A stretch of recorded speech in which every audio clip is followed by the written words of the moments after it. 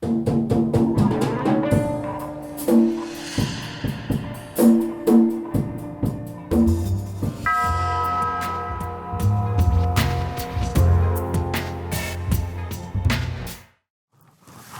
I'm Jay Norix, and I'm the developer in parts and memory therapy. It's a cutting-edge and evidence-based approach to healing mental health issues. The premise of parts and memory therapy is that psychological or emotional problems are best treated by healing the trauma and the trauma-like experiences you've had over your lifetime, beginning with the years of growing up. In short, your childhood and later painful experiences are the source of almost all mental health problems, either directly or as major contributors. This short video is the first of many that will follow that provide you with bite-sized chunks of information to introduce you to how parts and memory therapy works.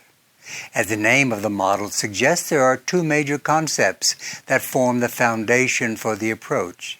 The first is that of parts of the self, and the second is memory reconsolidation. I'll say that again, parts and memory reconsolidation. What memory reconsolidation means is that we shift the meanings of our emotional memories, we neutralize them as we work through life experiences doing therapy. We'll take a closer look at this process in later videos, but first I want to introduce you to what I mean by parts of the self. Other names that I could have used for parts include ego state, subpersonality, voices, and there are a few more. But all of these labels refer pretty much to the same thing. All of them refer to the different ways we have of being ourselves.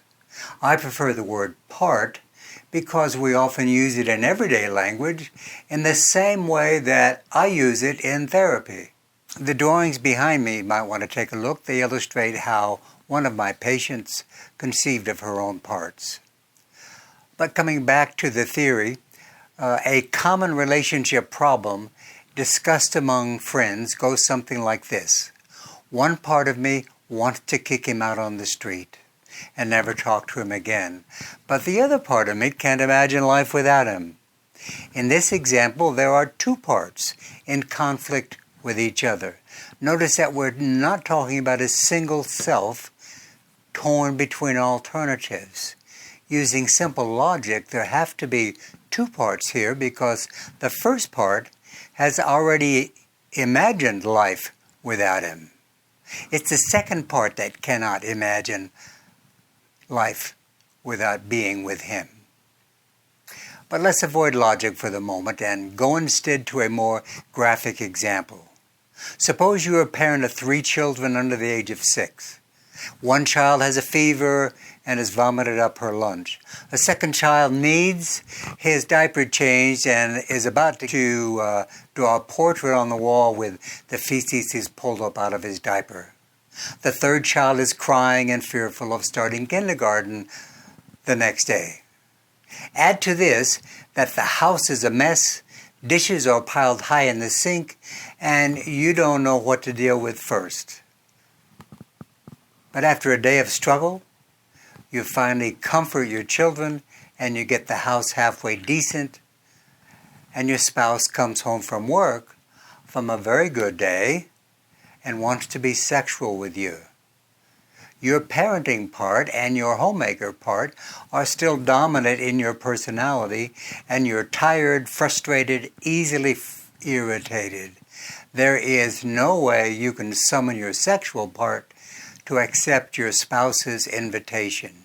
Your sexual part is hiding out of sight, far away. You can easily see my point here. Different demands upon you and different experiences that you and your spouse bring to the domestic situation determine which parts of the self are active. The bottom line here is that the self is an amalgam of parts, and different parts of the self are called upon to perform in different situations. And each part has its own life history and its own set of memories that we then neutralize as needed.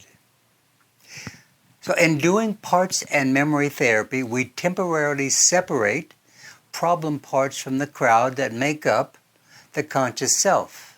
And you see behind me some of those. We help our patients then to visualize and have conversations with them, and then we neutralize the memories that make them a problem for our patients. There'll be more on this and memory in our next visit. Have a good day.